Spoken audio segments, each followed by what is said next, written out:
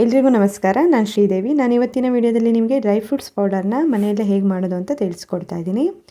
ಯಾರೆಲ್ಲ ಚಿಕ್ಕ ಮಕ್ಕಳು ತಾಯಂದಿರಿದ್ದೀರೋ ಅವರಿಗೆಲ್ಲ ಈ ವಿಡಿಯೋ ತುಂಬಾ ಹೆಲ್ಪ್ ಆಗುತ್ತೆ. ವಿಡಿಯೋನ ಸ್ಕಿಪ್ ಮಾಡ್ದೇ ಕೊನೆವರೆಗೂ ನೋಡಿ. ನಾವು ಮನೆಯಲ್ಲೇ ಡ್ರೈ ಫ್ರೂಟ್ಸ್ ಪೌಡರ್ನ ಪ್ರಿಪೇರ್ ಮಾಡೋದ್ರಿಂದ ಇದರಲ್ಲಿ ಯಾವುದೇ ರೀತಿಯಾದ ಪ್ರಿಸರ್ವೇಟಿವ್ಸ್ ಇರಲ್ಲ ಮತ್ತು 100% ನ್ಯಾಚುರಲ್ ಆಗಿರುತ್ತೆ. ಈ ಪೌಡರ್ನ ನಾವು ಮಗುಗೆ 8 ಮಂತ್ಸ್ ಆದಮೇಲೆ ಕೊಟ್ಟರೆ ತುಂಬ ಒಳ್ಳೆಯದು. ಮತ್ತು ಇದನ್ನು ನಾವು ರೈಟ್ ಕ್ವಾಂಟಿಟಿಲಿ ಕೊಡೋದ್ರಿಂದ ಈಸಿಯಾಗಿ ಡೈಜೆಷನ್ ಕೂಡ ಆಗುತ್ತೆ. ಮತ್ತು ಮಕ್ಕಳಲ್ಲಿ ಹೆಲ್ದಿಯಾಗಿ ವೆಯ್ಟ್ ಕೂಡ ಗೈನ್ ಆಗುತ್ತೆ. ಬ್ರೈನ್ ಡೆವಲಪ್ಮೆಂಟ್ಗೂ ಕೂಡ ಇದು ತುಂಬಾ ಒಳ್ಳೆಯದು. ಮತ್ತು ಇಮ್ಯುನಿಟಿ ಪವರ್ ಕೂಡ ಜಾಸ್ತಿ ಆಗುತ್ತೆ. ಇವಾಗ ನಾವು ಇದನ್ನು ಹೇಗೆ ಪ್ರಿಪೇರ್ ಮಾಡೋದು ಅಂತ ನೋಡೋಣ ಬನ್ನಿ.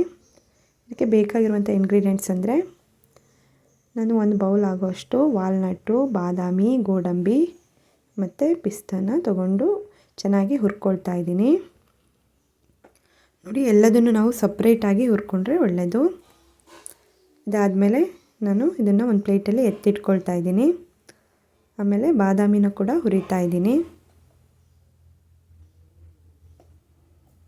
ಬಾದಾಮಿನ ಕೂಡ ನಾನು ಒಂದು ಪ್ಲೇಟಲ್ಲಿ ಎತ್ತಿಟ್ಕೊಳ್ತಾ ಇದ್ದೀನಿ. ಅದಾದಮೇಲೆ ಪಿಸ್ತಾನ ಹುರಿಬೇಕು.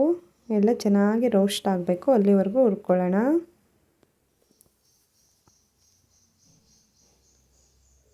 ನಾನು ಒಂದು 15 ಡೇಸ್ಗೆ ಆಗೋಷ್ಟು ಪೌಡರ್ನ ಪ್ರಿಪೇರ್ ಮಾಡ್ತಾ ಇದ್ದೀನಿ. ನಿಮಗೆ ಎಷ್ಟು ಬೇಕೋ ಅಷ್ಟು ನೋಡಿಕೊಂಡು ಮಾಡ್ಕೊಳ್ಳಿ. ಅದಾದಮೇಲೆ ಲಾಸ್ಟಲ್ಲಿ ಗೋಡಂಬಿನ ಹುರ್ಕೊಳ್ತಾ ಇದ್ದೀನಿ. ನೋಡಿ, ಎಲ್ಲದನ್ನು ಚೆನ್ನಾಗಿ ಹುರಿದು ನಾನು ಸ್ವಲ್ಪ ತಣ್ಣಗಾಗೋವರೆಗೂ ವೆಯ್ಟ್ ಮಾಡಿ ಒಂದು ಮಿಕ್ಸಿ ಜಾರ್ಗೆ ಹಾಕಿ ಫೈನ್ ಪೌಡರ್ ಆಗೋವರೆಗೂ ನಾನು ಚೆನ್ನಾಗಿ ಗ್ರೈಂಡ್ ಮಾಡ್ಕೊಳ್ತಾ ಇದ್ದೀನಿ. ನೋಡಿ, ಡ್ರೈ ಫ್ರೂಟ್ಸ್ ಪೌಡರು ರೆಡಿ ಆಯಿತು.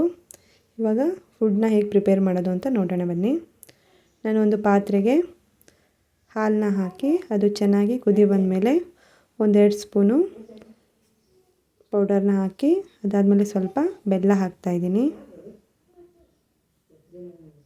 ನೋಡಿ, ಫುಡ್ಡು ಚೆನ್ನಾಗಿ ಪ್ರಿಪೇರ್ ಆಗ್ತಾಯಿದೆ.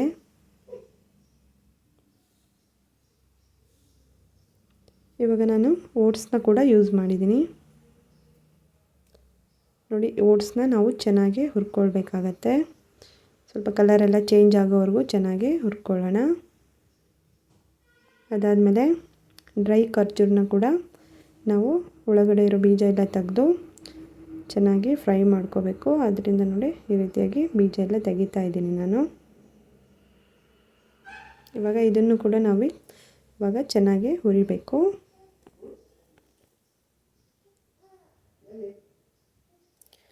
ನೋಡಿ, ಇವಾಗ ಈ ಪೌಡರ್ ಕೂಡ ರೆಡಿ ಆಯಿತು. ನೋಡಿ, ಓಟ್ಸ್ ಪೌಡರ್ ಮತ್ತು ಡ್ರೈ ಖರ್ಜೂರ್ ಪೌಡರ್, ಡ್ರೈ ಫ್ರೂಟ್ಸ್ ಪೌಡರ್ ಕೂಡ ರೆಡಿಯಾಗಿದೆ. ಮಗುಗೆ ದಿನ ಒಂದೇ ಟೇಸ್ಟ್ ತಿಂದು ಬೇಜಾರಾಗಿರುತ್ತೆ. ಸೊ ಈ ರೀತಿಯಾಗಿ ಡಿಫ್ರೆಂಟಾಗಿ ಮಾಡಿಕೊಟ್ರೆ ಚೆನ್ನಾಗಿ ತಿಂತಾರೆ. ಇವಾಗ ನಾನು ಒಂದು ಸಣ್ಣ ಪಾತ್ರೆಯಲ್ಲಿ ನೀರನ್ನು ಬಿಸಿ ಮಾಡಿಕೊಂಡು ಚೆನ್ನಾಗಿ ಬಾಯ್ಲ್ ಆಗಬೇಕು. ಅದಾದಮೇಲೆ 1 ಬೌಲಲ್ಲೂ 1 ಬೌಲಲ್ಲಿ ನಾನು ಓಟ್ಸ್ ಪೌಡರ್ನ ಹಾಕ್ತಾಯಿದ್ದೀನಿ. ಇನ್ನೊಂದು ಬೌಲಲ್ಲಿ ನೋಡಿ ಡ್ರೈ ಫ್ರೂಟ್ಸ್ ಪೌಡರ್ನ ಹಾಕಿ ಅದಾದಮೇಲೆ ಇದೆರಡಕ್ಕೂ 1 ಸ್ಪೂನು ಡ್ರೈ ಖರ್ಜೂರ್ ಪೌಡರ್ನ ಹಾಕ್ತಾಯಿದ್ದೀನಿ. ಇವಾಗ ಬಾಯ್ಲ್ ಮಾಡ್ಕೊಂಡಿರುವಂಥ ನೀರನ್ನು ಇದಕ್ಕೆ ಹಾಕ್ತಾಯಿದ್ದೀನಿ. ನೋಡಿ, ಎಷ್ಟು ಬೇಕೋ ಅಷ್ಟು ನೋಡಿಕೊಂಡು ಹಾಕ್ಕೋಬೇಕು.